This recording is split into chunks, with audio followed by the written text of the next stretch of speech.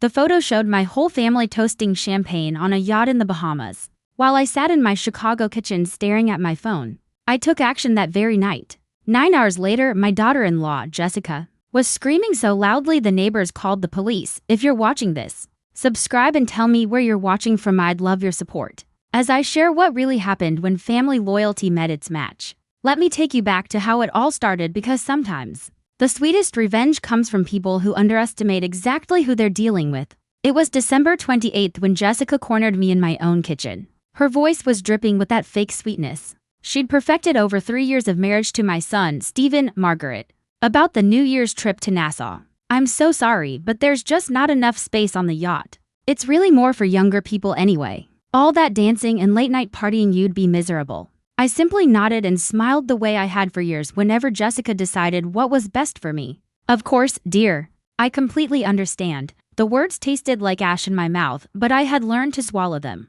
I knew you would, she gushed, already backing toward the door like she couldn't wait to escape me. You're always so reasonable about these things, Stephen, and I really appreciate how flexible you are. Flexible, that's what they called it when I quietly accepted being excluded from family events, forgotten at birthdays, left out of holiday plans. Flexible meant I never complained when Jessica scheduled Sunday dinners during my book club, or when she planned the grandchildren's birthday parties at times I couldn't attend. Flexible meant being grateful for whatever scraps of attention they tossed my way. But that photo changed everything. There was Stephen, my son, laughing with his arms around Lily and Tyler, my beautiful grandchildren. There was Jessica's mother, Patricia, whom I'd met exactly twice at awkward family gatherings. Jessica's sister, Caroline, with her 3 kids I barely knew existed. Even Jessica's cousin, Mark, and his girlfriend, people I'd never heard of before this moment. 37 people on that yacht. I counted them twice, then 3 times to be sure. 37 people who somehow fit just fine. But not me. Not the woman who raised Stephen alone after his father walked out. Not the grandmother who babysat every weekend for 2 years when money was tight. Not the mother-in-law who bit her tongue through countless passive-aggressive comments about my cooking, my clothes, my very existence. I studied every face in that photo, memorizing the joy I'd been deemed too old to share. The sunset behind them painted everything in golden light, like a perfect postcard from the life I wasn't allowed to live. That's when I set my phone down very carefully and walked to my study. The room Jessica had never been allowed to enter. The one she assumed was just storage for my late husband Robert's old papers and outdated furniture. If only she knew what those papers actually contained. I opened my laptop and started typing. By morning, I owned 49% of Brennan and Associates Marketing, the agency where Jessica was a senior partner. By noon, I had scheduled a comprehensive audit for January 2nd. But that was just the beginning of what would become the most satisfying week of my life. The morning after I saw that photo, I woke up at 5 a.m. with a clarity I hadn't felt in years. For the first time since Robert died 3 years ago, I had a purpose that had nothing to do with being the perfect grandmother or the agreeable mother-in-law who never caused trouble. I made coffee in my favorite mug, the cheerful yellow one Jessica always said was too bright for company, and sat in Robert's old leather chair. Everything in my house was wrong, according to Jessica. The curtains were too heavy, the furniture too traditional, my cooking too old-fashioned. Even my choice of television shows was evidence I couldn't keep up with the times. Then my phone buzzed with a text from Stephen, having an amazing time, weather perfect. Kids love snorkeling. Wish you could see Tyler's face underwater. He looks like a little fish. Wish you could see, not wish you were here. The distinction was subtle, but it was clear. I was welcome to enjoy their experiences secondhand through photos and stories, but not to actually participate in making memories with my own grandchildren. No mention of missing me. No apology for the sudden change in plans that left me alone with a frozen dinner and Dick Clark's Rockin' Eve. Just cheerful updates from the family vacation I'd been deemed too old and boring to enjoy. I poured my coffee and opened my laptop again, a small smile tugging at my lips. Robert had left me very well provided for, though Jessica and Stephen had no idea just how well.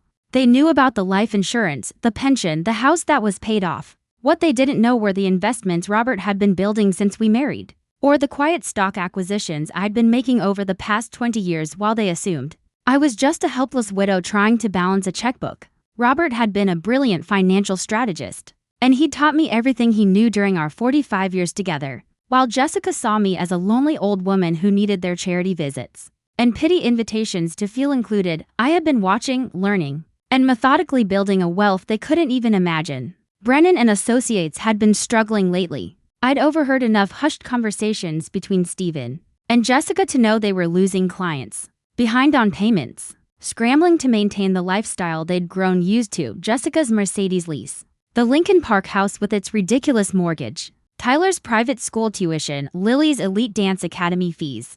All of it cost money they didn't quite have but pretended they did.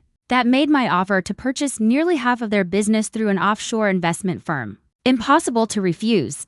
I'd had my lawyer structure it as a silent partnership under a company called Meridian Holdings. They had no idea that Margaret Brennan, the sweet old lady who made too much food and asked too many questions about their lives, was now their business partner, with full access to every financial record. The irony was delicious. Jessica, who had spent 3 years insisting I didn't understand modern business or technology, had just handed me control of her professional life without knowing it. The audit was scheduled for January 2nd. But I wasn't waiting for anyone else to uncover what I suspected about Jessica's business practices. I'd been married to an accountant for 45 years. I knew how to read financial statements, and I knew immediately when the numbers didn't add up. It took me exactly 6 hours of reviewing Brennan and Associates books through my new partner Access to find the first major discrepancy. Jessica had been billing clients for premium marketing packages while delivering basic services and pocketing the difference in a separate account that didn't appear in any official company records. Clever, but not clever enough to hide from someone who actually understood financial forensics. By New Year's Eve, while my family was presumably dancing under tropical stars without a thought for the grandmother they'd left behind, I had uncovered 3 separate schemes Jessica had been running for over 18 months. Overcharging nonprofit clients who trusted her completely. Double billing for marketing materials produced once but charged for twice. And my personal favorite, charging business lunches with her personal trainer, Marcus, to the company's client entertainment budget. Marcus Thompson, according to his very public Instagram, was 28 years old with the kind of physique that belonged on romance novel covers. The same Marcus who had been tagged in dozens of Jessica's photos over the past 6 months, always during times Steven was supposedly away on business trips or working late at the law firm. I screenshotted everything, building a case that would have made Robert proud. Every cozy dinner with Marcus at expensive restaurants across town while Steven thought Jessica was at marketing conferences. Every afternoon yoga session that somehow lasted 3 hours at luxury hotels. Every weekend business trip to Milwaukee that didn't involve any actual meetings, since I'd confirmed with the supposed clients that no such meetings had ever been scheduled. The beauty of being underestimated is how careless people become. Jessica had never bothered to make her social media private, because who would grandmother Margaret know on Instagram? She certainly hadn't expected me to create an account and spend months quietly following her, documenting her own infidelity with a level of detail that would make a private investigator weep with joy. My phone buzzed with another family group text. This time it was Jessica herself. Sunset cruise tonight. Kids are having such a blast. Thanks for understanding about the space issue, Margaret. You're such a sweetheart. Understanding. I was becoming very good at understanding things Jessica had thought I'd never figure out.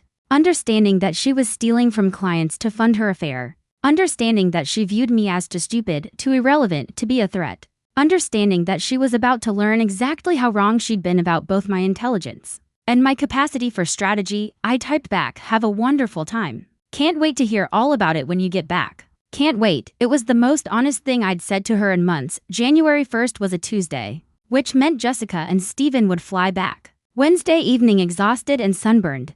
Thursday morning would bring Jessica face to face with exactly how much trouble she was really in. I spent New Year's Day in a way I hadn't in years, completely focused on myself and my own goals instead of worrying about everyone else's needs. I got my hair done at the salon I'd been going to for 2 decades, but hadn't visited since Robert's funeral. Susan, my stylist, took one look at me and shook her head with that professional disappointment reserved for watching a client give up on herself. Margaret Brennan, you look like you've been hiding from the world for 3 years. When's the last time you did something just for you instead of everyone else? Today, I said, settling into her chair and feeling something inside me straighten for the first time in months. Today, I'm doing everything for me. 3 hours later, I walked out with silver hair styled in a way that made me look 10 years younger and completely in control of my own life. Next stop was the department store, where I'd been buying practical sweaters and sensible shoes for far too long clothes that made me invisible in family photos and easy to forget at gatherings. The young sales associate, probably about Lily's age, lit up when I explained what I needed. You want power clothes? Like CEO power or courtroom power? Boardroom power, I said without hesitation. The kind that makes people nervous when you walk into a room, she understood perfectly. By the time we were finished, I had 3 suits that cost more than I'd spent on clothes in the past 2 years combined. But when I looked in the dressing room mirror, I didn't see grandmother Margaret anymore. I saw the woman who had co-built a successful accounting firm with her husband, managed their investments through 3 economic downturns while raising a son and working full-time, volunteered at the Children's Hospital for 15 years, and still found time to serve on 2 nonprofit boards. I saw the woman I had been before. Grief and loneliness had convinced me to accept crumbs from people who should have been offering me the whole cake. My phone rang as I was loading shopping bags into my car. It was Steven calling from the airport. Hey, Mom, we're boarding now. Should be home around 9 tonight. Jessica's exhausted from all the sun and activities, so we probably won't come by tonight. But maybe lunch Thursday. Actually, Steven, I have plans Thursday. Important business meetings. But I'm sure I'll see Jessica very soon. There was a pause. I never had plans that conflicted with their schedule. I never had business meetings. I never had anything they considered important enough to work around. Oh, okay. Well, maybe this weekend then. We'll see how this week goes, he said. I started my car, feeling powerful in a way I'd forgotten was possible. Thursday morning arrived gray and cold, typical January in Chicago. But I woke up feeling like spring had come early. I put on my new charcoal gray suit, made coffee in my favorite mug, and sat in Robert's chair, waiting for the phone calls I knew were coming. The first call came at 8:47 a.m. Right on schedule. Mrs. Brennan, this is David Chen from Morrison & Associates. We're the accounting firm conducting the audit at Brennan & Associates Marketing. Could you come in today to discuss some significant concerns that have come to light? During our review, I had hired David myself through my lawyer, but Jessica didn't know that crucial detail. To her, he was just another man in an expensive suit asking uncomfortable questions about business practice. As she thought she'd hidden perfectly, of course, I said, injecting just the right amount of concern into my voice. What time works best for your schedule? Would 2 p.m. be convenient? And Mrs. Brennan, given the nature of what we've discovered, you might want to bring legal representation. I'll be there promptly at 2, I replied. The second call came at 10:23 a.m. Steven, sounding confused, and more than a little worried about whatever chaos was unfolding at his wife's supposedly successful business. Mom, something really weird is happening at Jessica's office. There are auditors asking pointed questions about missing money and financial irregularities. Jessica's completely freaking out. She thinks someone's trying to sabotage the business deliberately. How terrible, I said, sipping my coffee and admiring how the morning light hit my newly styled hair in the hall mirror. I hope she figures out what's causing these problems. She's convinced it's some kind of mistake or misunderstanding. The auditors were asking about phantom clients and doctored invoices, but Jessica insisted she had never seen anything like it. Interesting and completely predictable. Jessica was already preparing her innocent victim act, claiming complete ignorance about the financial irregularities she herself had created and managed for over a year. Classic Jessica blame everyone else the moment consequences finally arrive at the door. These things usually work themselves out, I said, with the calm wisdom that comes from knowing exactly how the situation would resolve. I'm sure Jessica will handle everything professionally. After Steven hung up, I spent the morning preparing for the afternoon's performance. I'd be playing the role of concerned business partner, shocked and disappointed to discover my investment had been placed in such an ethically questionable enterprise. At 1:30 p.m., I drove to the downtown office building that housed Brennan & Associates, a gleaming tower that probably cost more in monthly rent than most people earned in a year. I'd never been there before. Jessica had never invited family to see her workplace. Too personal, she'd always said. Now I understood the real reason for her secrecy. The offices were impressive, but in a way that screamed desperation rather than success. Expensive furniture that looked like it belonged in a magazine. Original artwork that probably cost more than my car. Floor-to-ceiling windows overlooking Grant Park, all funded by money Jessica had been systematically stealing from clients who trusted her with their marketing budgets and business dreams. David Chen was waiting for me in the conference room, looking appropriately serious and professional. Behind him sat Jessica, her vacation tan now looking more like the color of panic and embarrassment. Steven was there too, holding Jessica's hand like she was the victim instead of the perpetrator. Mrs. Brennan, David said, standing as I entered and giving me the kind of respectful nod that successful women recognize. Thank you for coming on such short notice. Jessica looked up at me, eyes red-rimmed more from fear than genuine emotion. I suspected, Margaret. What are you doing here? Did Stephen call you to come support us? I took the seat directly across from her and opened my new leather briefcase, a lovely piece I'd bought specifically to match my transformation from invisible grandmother to serious businesswoman, actually. Jessica, I said, smiling in a way that felt like victory. I'm here as your business partner. The silence in that conference room was absolutely beautiful, the kind of perfect quiet that comes right before everything changes forever. Jessica's mouth fell open like a fish gasping for air on a dock. Stephen looked from me to Jessica to David Chen, trying to piece together a puzzle he didn't even know existed until this moment. Business partner? Jessica's voice was barely a whisper, as if saying the words too loudly might make this nightmare more real. What are you talking about, Margaret? David Chen opened his folder with the practiced precision of someone delivering bad news to people who thought they were untouchable. Mrs. Brennan is the primary investor behind Meridian Holdings, the company that purchased 49% of Brennan and Associates in December. She's here to review the serious irregularities we've discovered in the company's financial records. I watched Jessica's face cycle through confusion, disbelief, and finally dawning horror as she realized the truth. Her sweet, bumbling mother-in-law, the woman she'd left behind because there wasn't enough space for old people on family vacations, was now her business partner, her judge, and quite possibly her professional executioner. This has to be some kind of mistake, Jessica said, her voice rising with panic. Margaret, you don't know anything about business or investments or modern technology. Someone's obviously taken advantage of you.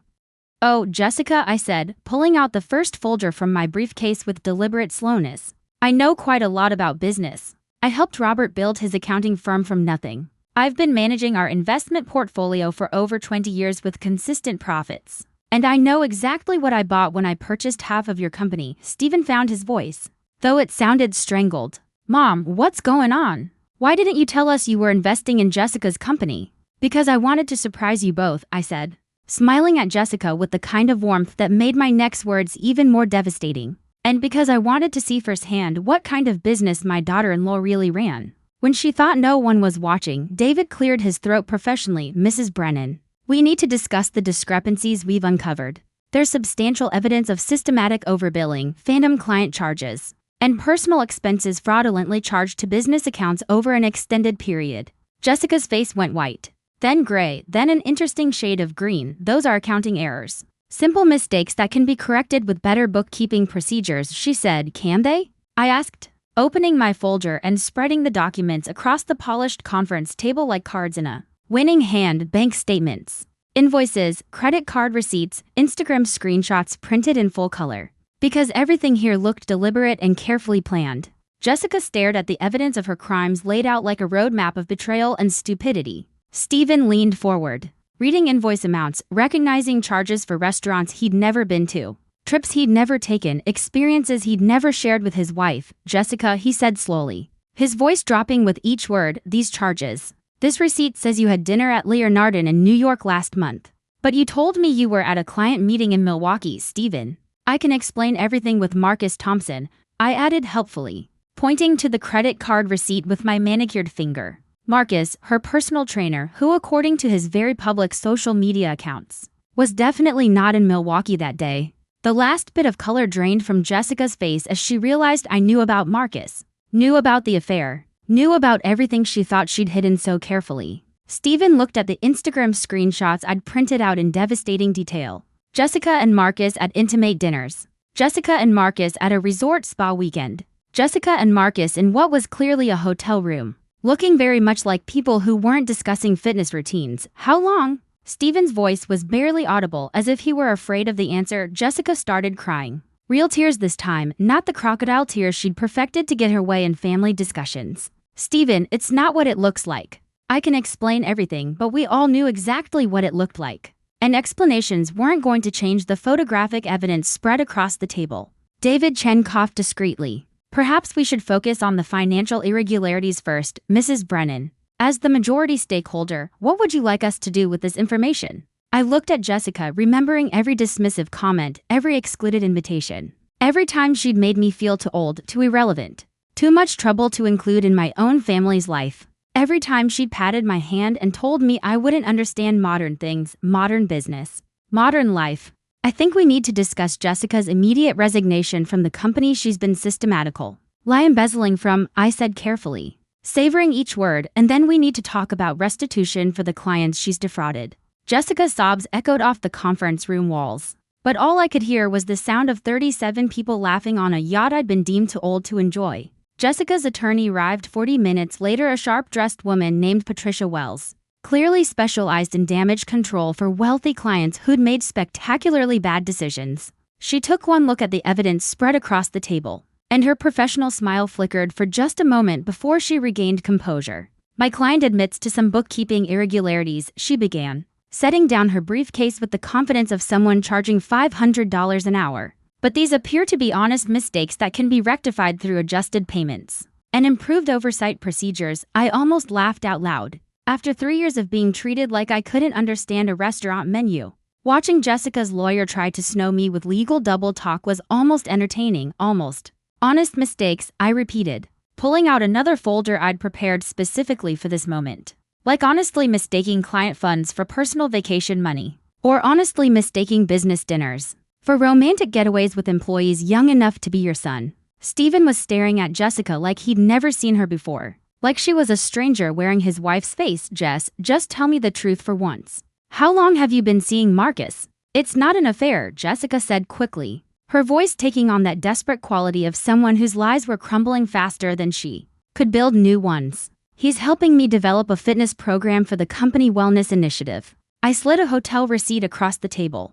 Jessica's eyes followed it like it was a snake. The Ritz-Carlton charges quite a lot for wellness initiatives, especially the presidential suite for 3 nights. Patricia Wells cleared her throat with the kind of professional authority designed to intimidate people who didn't know better. Mrs. Brennan, what exactly are you hoping to accomplish here?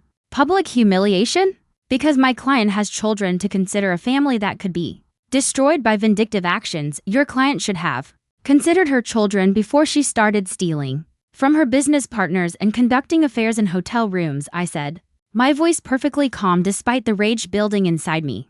But since you asked, I'll tell you exactly what I want. Full restitution of every penny embezzled. Jessica's immediate resignation from all company positions. A formal apology to every client she defrauded. And a guarantee she'll never work in marketing in Chicago again. That's impossible. Jessica gasped, tears flowing freely now. I built this company from nothing. You can't just take it away from me. Actually, I can. I opened my briefcase again and pulled out the document I'd been saving for this exact moment.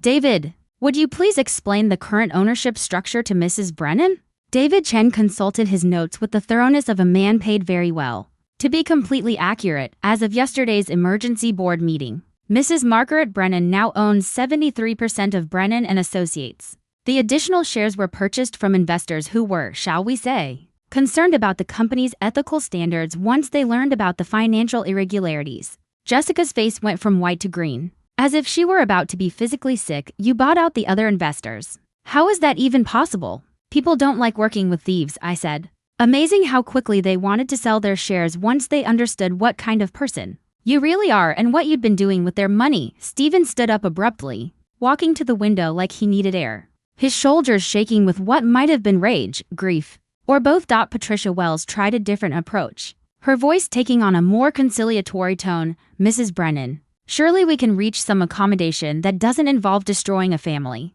Think about the children who will suffer if this becomes public. The family was destroyed the moment your client decided I wasn't worth including in it, I said, my voice carrying 3 years of accumulated hurt and anger. I'm just the cleanup crew. The next morning, I was having coffee in my kitchen, enjoying the first peaceful breakfast I'd had in months when Stephen arrived unannounced, looking like he hadn't slept in days, which was probably accurate, given that Jessica had spent the night at her sister's house, leaving him alone with 2 confused children and the wreckage of his marriage. Mom, we need to talk. Of course, sweetheart. Coffee. I poured him a cup without waiting for an answer, noting how his hands shook slightly. When he reached for it, he sat at the kitchen table where he'd eaten breakfast for 18 years before college, back when life was simpler and I was just his mother, instead of his wife's nemesis. I don't understand any of this. When did you become this person? Which person would that be? The person who secretly buys companies and destroys marriages. The person who plots revenge like some kind of corporate assassin. His voice was raw with exhaustion, grief, and something that might have been betrayal. I poured my own coffee and sat across from him, studying his face and seeing so much of his father in the set of his jaw when he was upset. I became this person when your wife decided I was too old and irrelevant to include in family vacations. I became this person when she spent 3 years treating me like a burden she had to tolerate instead of family she chose to love. So you decided to ruin her life? I decided to stop letting her ruin mine. I reached across the table and took his hand, feeling how cold his fingers were. Steven, I found out about Marcus and the embezzlement because I was investigating why she excluded me from the trip. I was trying to understand if I'd done something wrong to deserve being left behind. He was quiet for a long moment, staring into his coffee like it might have answers. The money stuff. Is it really as bad as it looks? Could she go to jail? Worse than it looks. She's stolen over $200,000 from clients over the past 18 months. Some of them are small nonprofits who trusted her with their entire marketing budgets. She could absolutely face criminal charges. Steven put his head in his hands. And I could see the moment the full reality hit him. What about Lily and Tyler? How do I explain to my kids that their mother is a thief and a cheat? You tell them the truth in age-appropriate ways. You protect them from adult problems while being honest about adult consequences. You focus on being the parent they can count on. Jessica wants to fight this. Her lawyer thinks they can prove you manipulated the situation to hurt her deliberately. That this is all about revenge instead of justice. I sipped my coffee, thinking about how to respond in a way that would help my son understand. Steven, do you remember when you were 12 and you stole money from my purse to buy comic books? Yeah, but what does that have to do with? Do you remember what I told you when I found out? He was quiet, then nodded slowly. You said that stealing wasn't wrong because I got caught. It was wrong because I did it in the first place. I nodded. Exactly. Jessica didn't get caught doing something wrong, she got caught doing something illegal. That hurt innocent people. There's a significant difference. My phone buzzed with a text from Jessica. Margaret, please don't destroy my family over a misunderstanding. The children need stability more than anything right now. I showed Steven the message. What do you think I should say to that?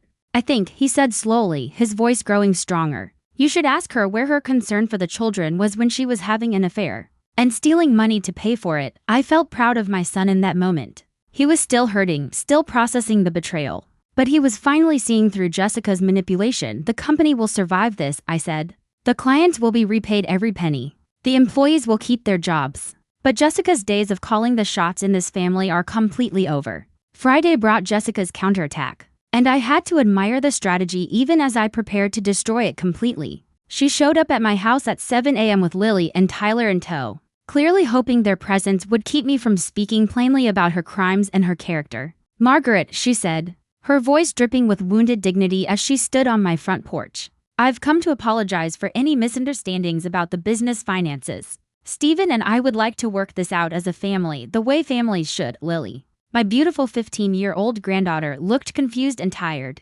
Tyler, 13 and always too smart for his own good, looked suspicious of everything about this early morning visit. Grandma, Lily said, Mom says you're upset about some business stuff, and that's why Dad slept in the guest room last night. Can't you guys just work it out like adults? Jessica shot me a look that clearly said, try explaining embezzlement and adultery to a teenager. You heartless old witch. Sweetheart, I said gently. Sometimes adults make poor financial and personal decisions that hurt other people. When that happens, there are consequences that can't be avoided just because we want things to go back to normal.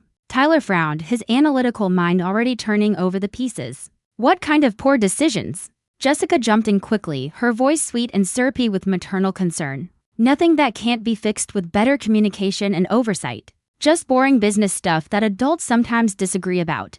I looked at my grandchildren, these two kids I adored more than anything, and made a decision about honesty versus protection. Tyler, Lily, would you like some breakfast? I was just making pancakes and bacon. Can we talk privately while they eat? Jessica asked, her mask of sweetness slipping just slightly. Of course, in my study, surrounded by Robert's books and the evidence of Jessica's crimes. She dropped all pretense of family unity. What's it going to take, Margaret? Money, a public apology? What do you want to make this go away? I want you to stop lying to your children. I'm protecting them from adult problems. You're protecting yourself from consequences. I sat behind Robert's old desk, feeling his strength as if it were still there supporting me. You want to know what I really want?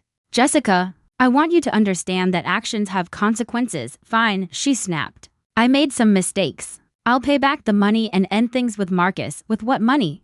The funds you embezzled are gone, spent on hotel rooms and jewelry and maintaining a lifestyle you couldn't afford on your actual salary. Jessica's mask finally shattered, revealing the rage underneath. You sanctimonious old witch. You think you're so perfect, sitting in your dead husband's chair, judging everyone else's life choices. There it is, I said softly. The real Jessica. The one who's been hiding behind fake sweetness for 3 years. You want to know the truth? She spat. Stephen felt sorry for you.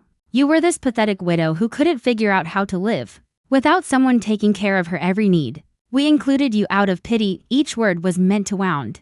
3 years ago, they would have destroyed me completely. But 3 years ago, I hadn't rediscovered my own strength. Are you finished? We gave you purpose, Margaret. Without us, you're just a lonely old woman with too much time and money and nothing meaningful to do with. Either. I opened my laptop, pulling up the document I'd prepared for this exact moment. Speaking of money, I said, turning the screen toward her, would you like to see your final severance package? The screen displayed exactly what Jessica would be walking away with. Nothing. No severance. No benefits. No references. No future in Chicago marketing. Just the promise of a lawsuit if she tried to work anywhere in the city. You can't do this to me. Actually, I said, my voice calm and unshakable as the owner of 73% of the company. I can do exactly this and more. From the kitchen came the sound of my grandchildren laughing at something on their phones. Normal kids dealing with an abnormal situation created entirely by their mother's choices. Those children are going to need therapy because of what you're doing to this family.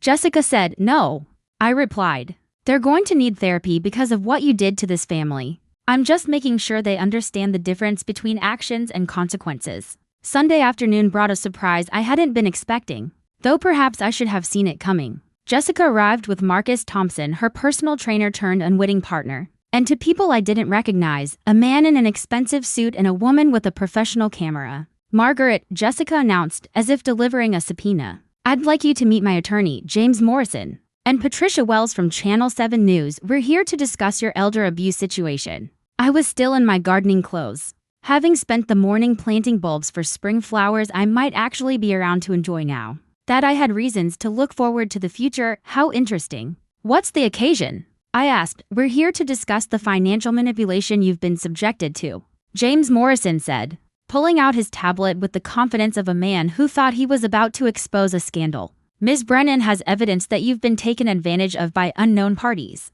seeking to exploit your grief and isolation. I almost admired the strategy, even as I prepared to destroy it completely. Paint me as a confused old woman being manipulated by mysterious financial predators. Turn Jessica into the victim of elder abuse rather than the perpetrator of embezzlement and adultery. It was actually quite clever. Elder abuse? I repeated slowly. By myself. Patricia Wells stepped forward with her microphone, her voice dripping with the kind of synthetic concern that makes for good television. Mrs. Brennan, are you aware that your recent business investments may have been influenced by individuals seeking to exploit your grief over your husband's death and your social isolation? What individuals would those be exactly? We believe, James Morrison said, consulting his notes like he was reading from a script, that you've been targeted by financial predators who convinced you to invest in schemes specifically designed to hurt your daughter-in-law's business as part of some kind of revenge plot. Marcus Thompson stood slightly behind Jessica, looking like he'd rather be anywhere else in the world. Smart man. He was about to become the face of adultery on the evening news. So your theory, I said slowly, letting my amusement show, is that I'm too stupid to manage my own money or make my own decisions? Not stupid, Patricia Wells said in her most sympathetic television voice. Vulnerable, grieving, possibly suffering from early cognitive decline. That makes you susceptible to manipulation by unscrupulous individuals. That was the moment I realized Jessica had made her biggest mistake yet. She was so desperate to avoid responsibility that she was willing to publicly humiliate me on television, to paint me as a senile old woman who couldn't be trusted with her own checkbook. Would you like to see some of my financial records? I asked sweetly. To help determine if I'm competent to make my own investment decisions. Jessica looked triumphant, like I was about to hang myself with my own rope. She had no idea what I was about to show them. I went inside and returned with my laptop and a folder I'd prepared for exactly this moment. Patricia, you might want to keep that camera running for this. I opened the laptop and turned it toward them. This is my investment portfolio, managed entirely by me for the past 20 years. Current value, $4.8 million. Jessica's triumph began to falter as the number sank in. These are my tax returns for the past 5 years, showing consistent profitable trading and business investments. And then I pulled out the final document, the psychological evaluation I'd had done last week by Dr. Sarah Chen at Northwestern, confirming that I have no cognitive impairment whatsoever. James Morrison's confidence evaporated like morning dew. Mrs. Brennan, we were simply concerned about your welfare. Were you concerned about my welfare? I asked. When your client embezzled $147,000 from her business partners? Or when she used company funds to pay for hotel rooms, where she conducted her affair with Mr. Thompson? Patricia Wells looked at her camera operator, who was still filming everything. Are you planning to interview Mr. Thompson about his role in this story? I asked innocently. Because I have some very interesting documentation about their relationship that might interest your viewers. Marcus finally spoke up, his voice tight with panic. Jessica, you said this would be simple and straightforward. Shut up, Marcus. Jessica snapped, her composure cracking completely. Did you tell Mr. Thompson that your marriage was over and you were just waiting for the right time to file for divorce? I asked sweetly because, according to my son, that conversation about ending the marriage never actually happened. Patricia Wells lowered her microphone, suddenly much less interested in the story. I think we need to verify some additional facts before we proceed with any broadcast. Jessica realized her nuclear option had just exploded in her face, leaving her more exposed than ever. 6 months later, I was sitting on my back deck, watching my granddaughter Lily practice guitar while Tyler worked on his homework at the patio table. Both of them were completely comfortable in my home in a way they'd never been. When Jessica controlled their access to me, Stephen was at the grill, making dinner for our new Sunday tradition, family meals at Grandma's house, where nobody got excluded for being too old or inconvenient. The business was thriving in ways it never had under Jessica's leadership. Turns out that when you remove embezzlement from your operating costs and focus on actually serving clients instead of stealing from them, profit margins improve dramatically. I'd hired an excellent general manager, Patricia Chen, no relation to Dr. Chen, and kept all the talented employees who'd been carrying Jessica's workload for years while she was busy conducting her affair. Jessica had moved to Denver with Marcus, apparently convinced that following a disgraced marketing executive across the country was better than staying in Chicago, where everyone knew exactly what kind of person he'd chosen to involve himself with. They lasted exactly 3 months before he moved on to someone without legal baggage or criminal investigations. Jessica was now working at a small agency specializing in social media for local restaurants, a significant step down from her previous position, but probably appropriate given her skill set and reputation. Stephen had been awarded full custody of the kids after Jessica failed to show up for 2 consecutive custody hearings, apparently too busy trying to rebuild her life in Colorado to fight for her children. The kids had adjusted to the new arrangement better than anyone expected, possibly because they were finally living in an environment where adults told the truth and kept their promises. Grandma, Tyler called out, looking up from his algebra homework. Mom texted again. She wants to video call tonight to talk about my birthday next month. What did you tell her? I asked. That I have plans, which is true. We're finishing that 1,000-piece puzzle after dinner, and I'm not missing that for anything. Stephen looked up from the grill, his face showing the kind of peace that comes from no longer living with lies and manipulation. You don't have to avoid talking to her, buddy. I know this situation is complicated for you kids. It's not complicated, Dad, Tyler said. She lied about everything important and stole money from people who trusted her. Now she's sad that there are consequences for her choices. Tyler shrugged with the kind of 13-year-old logic that cuts straight to the heart.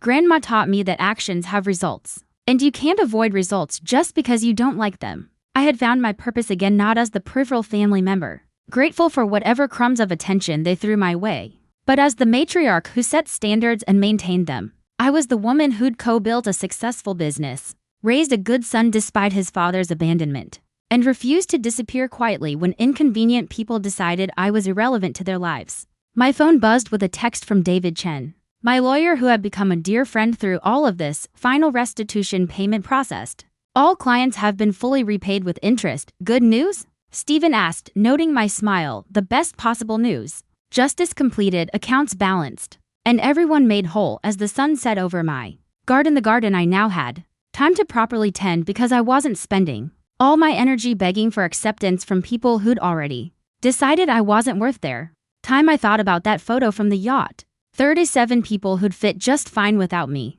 laughing and celebrating while I sat alone in my kitchen. I'd been devastated by my exclusion at the time, but now I understood it had been the greatest gift Jessica could have given me. Being left behind had forced me to remember who I was when I wasn't busy being who everyone else needed me to be. It reminded me that I was a person of value, independent of their approval or inclusion. Lily finished her song and looked up expectantly, her face glowing in the evening light. How was that, Grandma? I've been practicing that piece for weeks. Perfect, sweetheart. Absolutely perfect. And for the first time in 3 years, everything in my life truly was perfect. Thanks for listening. Don't forget to subscribe and feel free to share your story in the comments. Your voice matters.